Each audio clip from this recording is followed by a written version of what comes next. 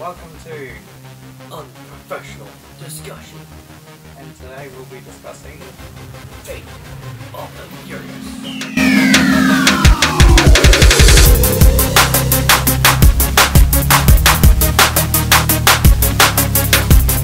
Fate of the Furious.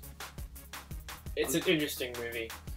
yes, another good addition to the Furious franchise, which, like the previous two, has connected all the movies even greater than what they already were before, based on storyline and all the little stuff that makes everything connect. Wow. You say storyline. I think the plot was just kind of silly. It was kind of silly in places, but it all was working towards the end climax. Yeah.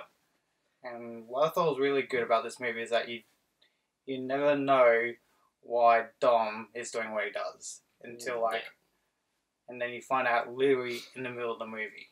Exactly. Also, each movie has those little twist endings or little twists to show what they did to success the missions. This one, it was very predictable. Yeah, I suppose it was a bit more predictable. Oh yeah. Mm-hmm. It was okay. At least they've toned down Dwayne Johnson's character. Yes, they toned down his character. And also, like what we've all come to expect from the Furious franchise, is upping the action every time. And it's ridiculous. That's honestly just pretty ridiculous, particularly the whole scene when they're hacking into cars and making them stop just one car. Yes. And then, so the movie just starts. It's like, oh, look, it's Letty and Dom, and they were on their honeymoon. Yeah, so on a honeymoon in Cuba. Yeah. And then Dom has a little race, and the guy goes, we're not doing a quarter mile, we're doing a Cuban mile. And I was like, what the hell is a Cuban? It's like, oh, so it's just a track, a race track. Oh, okay. All right. Yeah, that's a mile for you. So obviously already laid out track of where to go in Cuba for their street racing. Yeah. Which we never know if it's a regular mile or an Arca mile. We just say it's a Cuban mile, so it's probably somewhere between. Yeah. And Dom's driving this beat up piece of crap. Yes, that he completely tore everything he could have at the doors, the side guards, the front bumper. He literally tore everything out, so the only thing that practically was left was the engine, the wheels, and the body frame. That's all that was left, and he was driving it. Yeah. With a couple of minor modifications like NOS and an emergency heat to boost the engine. Yeah. And after that, we get introduced to the bad guy, Cypher. Yes, a female bad guy with dreads, which was pretty cool. Yeah. And then it's like, well, you're working for us now, Dom. It's like, oh, right then. Yes, and then, yeah. Because there's something that's being held over his head, which is obviously, from the beginning, personal, but you never find out exactly what that is until literally the middle of the movie. And I'm like, oh shit, we did not expect that. Exactly. Yes, and it's all working around this one little thing that's motivating him, and even at some point in the movie he says, the only reason that you and your people are alive is because of this person. Yeah. So anyway, so Dwayne Johnson is in it, yeah, of course, and they do this one job to get a EMP, and then Dom betrays them all and takes the EMP, and then The Rock is arrested, put into that maximum security, where we see Decker Shaw. Oh, he's in the same prison as Decker Shaw. Yeah. And Decker cannot help but mock him because he's like, oh, are you going to dig this out of you? It's still 38 feet or still on concrete. Also, I've been told. Yeah. The banter between them was pretty good. Yes. It's funny. And even in prison, you see see Dwayne's character still working out. He's punching the concrete wall between it's a boy bag and then ripping a concrete bench off the wall and going, ugh, ugh. Yeah. And because what's his face was like, oh yeah, you're gonna like punch your way out of here or something. It's like, I see, it's like, you're not even that strong, you know, whatever. And then he's like, oh yeah. oh, you must have missed that when I was tossing you around your office. Yeah. There's so many funny scenes, like characters conning each other and a whole lot of good lines thrown in this movie, particularly when Decker's mocking in Dwayne's character Hobbs, and it's so funny. Kurt Russell makes a return. Yes, he plays the same character he did before, and it's another great performance by Kurt Russell. Yeah. Man, he makes the scene just fantastic. I don't know what he does. He's like really good. Yeah, he steals almost every scene that he's in practically. Yeah. And then we got a new guy with him. Yes, who officially called Buttercrew Little Nobody. Played by Scott Eastwood. Yeah. He played a good character. He kind of reminded of Brian's character a lot. He's bit like Brian's character. Yeah. He's about the same age. Yeah, as he was originally. Yeah. You know, and he's sort of like he's a federal agent. Yeah, and he was like playing it straight, and then he's like, you know what? That's it. You know what? I don't care anymore. Just take the stuff, take the cars, take whatever you like. Yeah, you finally figured out what Rule 3 was, which is there are no rules. You do what you have to get the job done. Yeah.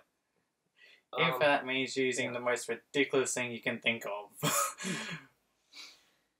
Well, and then everyone was okay. It's with Ronan, the guy. Like, he's the comic relief, but in this one, this wasn't working as much as I thought. Like, some parts of him, like, when he was saying some stuff was funny, but other stuff, you're like, you could do better. Yeah. But at least he, I think one of the cool parts is when they're at, on the ice and they're getting chased and, his car's practically destroyed and he's just had enough and he just shoots everyone on the thing. It's like, finally, his character's returned. Yeah, you finally see why he was somewhere on the wrong list at some point. Yeah. The wanted list, number 11. Yes, he's number 11, while everyone else in the crew is somewhere between 10 and below. Yeah. And then he goes, number 11, my ass. See, that's funny. Some other stuff, not funny. Yeah.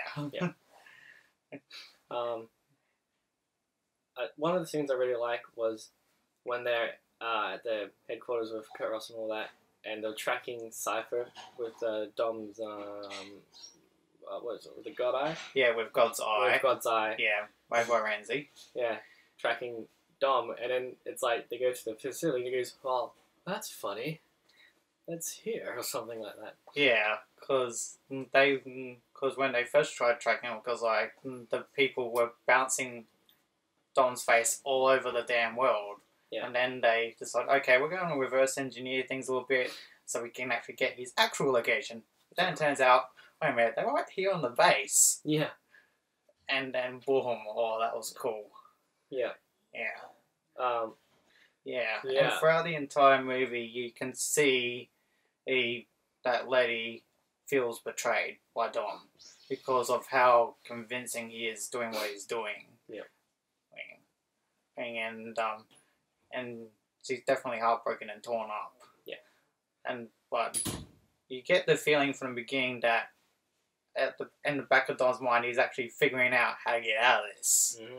Yes, he's actually making shit up on how to get out as he goes. Like, he's got a whole plan set up by the end of the film. Yeah. And you see what it was, which was pretty good. Yeah. We'll talk about his plan.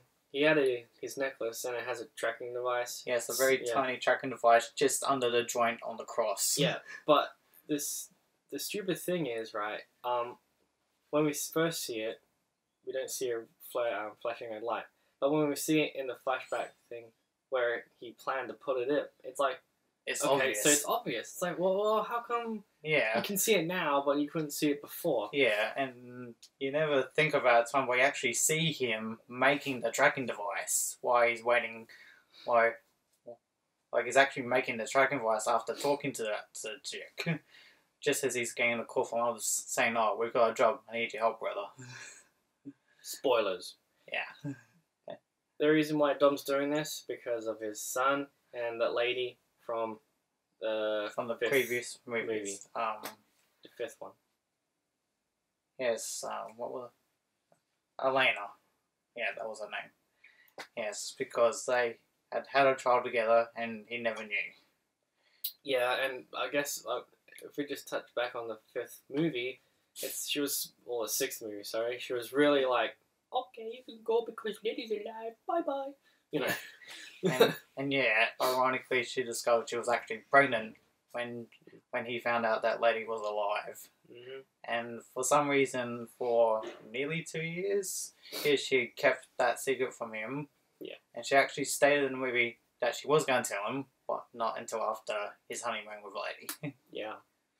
And then they killed her off. So because I was thinking to myself, well, now she's there, but Neddy's there. What are they gonna kill her off, or she's? Yeah. Yep. And then they killed her off. Yeah. And giving Dom motivation to kill one particular character that he was dead set on killing from the beginning. Yeah, the right-hand man of Cypher. Yes, the right-hand man of Cypher. I found him a bit boring, really. I mean, he was like doing this intimidating look thing, but Yeah. really, it's like, listen, Game of Thrones guy, you're not really that intimidating to me, you know? Yeah, you could not beat him in any fight, regardless if it was a gunfight or a fist fight. Yep. He will kill you. Yeah, and that was the plan all along. Like, when they were on the ice and they were getting chased, after the two brothers, Decker and Owen. yeah, that's them. The two brothers, they go on the plane, they kill everyone and get the baby, and it's a pretty good scene. It's really funny too. Yeah. Yeah. I love watching how Decker fights, because he's absolute boss in this movie. It's like his transporting and Expendables. and Crank. Yeah. Yeah, like all those three movies, you're seeing exactly who this guy is, what he can do.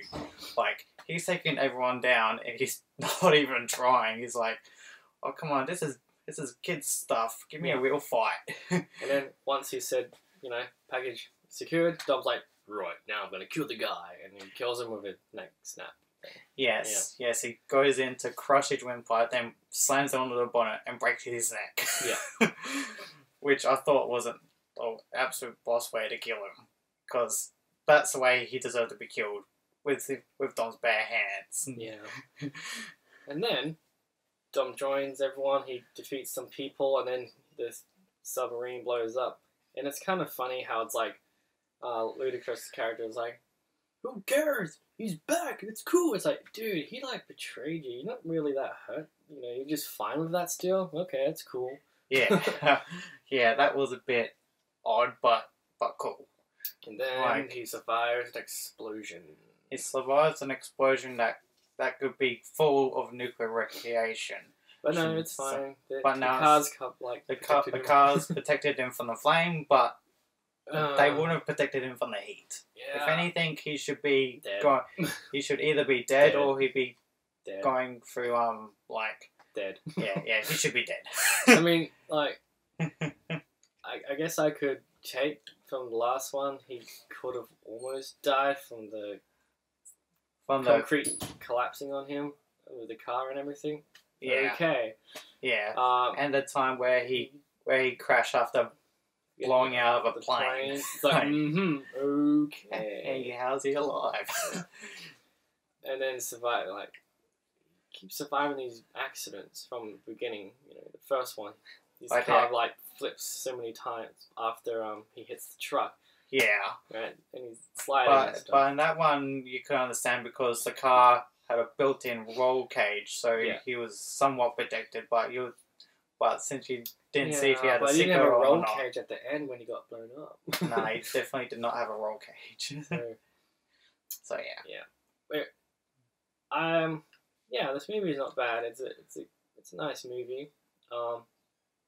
It's really played out pretty nicely, and Yeah. it still has some stupid stuff, but it's exciting stupid stuff like all Yeah. the chases. Yeah, and everything that happens through the movie all works up to the end, and how it ends, like it all ends perfectly. Yeah. And at the end of the movie, you can almost swear that Decker is now part of the Furious crew. Actually, yeah, that's one of the things. They're like, we were never working with this guy, and then 10 minutes later, it's like, we're gonna work with this guy, and then it's another 5 minutes like, hey man, we're working together. Yeah. We're like a family now. Yeah. So now because Hobbs is probably choosing not to be a secret agent anymore, so like with Brian, how he was FBI and the cop, but with that he was more criminal. With this one, he wasn't really much of a criminal, but Yeah, because you like see, because you know why Brian chose Dom over his police job, because he respects Dom more than he respects himself. and that's all Dom wants. Yes. Respect. Yes. Yes, and that's all that Brian wanted in the beginning. He wanted respect from the crew, even though he was using them at the time. Yeah. Oh, and Dom's baby is now called Brian. Yes. He's named after his brother-in-law Brian, which I thought Yeah. was cool. Yeah, Hmm. it was good. I mean, we kind of knew it at the start. We're like, oh, once we knew about that, he's in, yeah. It's like he doesn't even have a first name. We thought you could name him. It's Yeah. like, I bet it's Brian. Yeah. Which I thought was cool, but also predictable, but cool.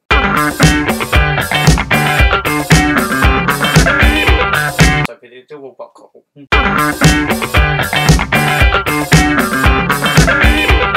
So predictable, but cool. Yeah. And, and it really goes with what they said for the premise of the movie.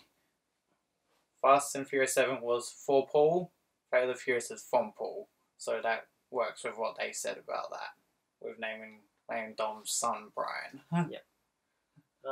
Okay, well, I will give Fate of the Furious, I'm going to give it a 4 out of 5. Yeah, and I'll give it a 4 out of 5 as well. Definitely not a really good entry into the franchise. Worth seeing. Maybe. Yes. Right now!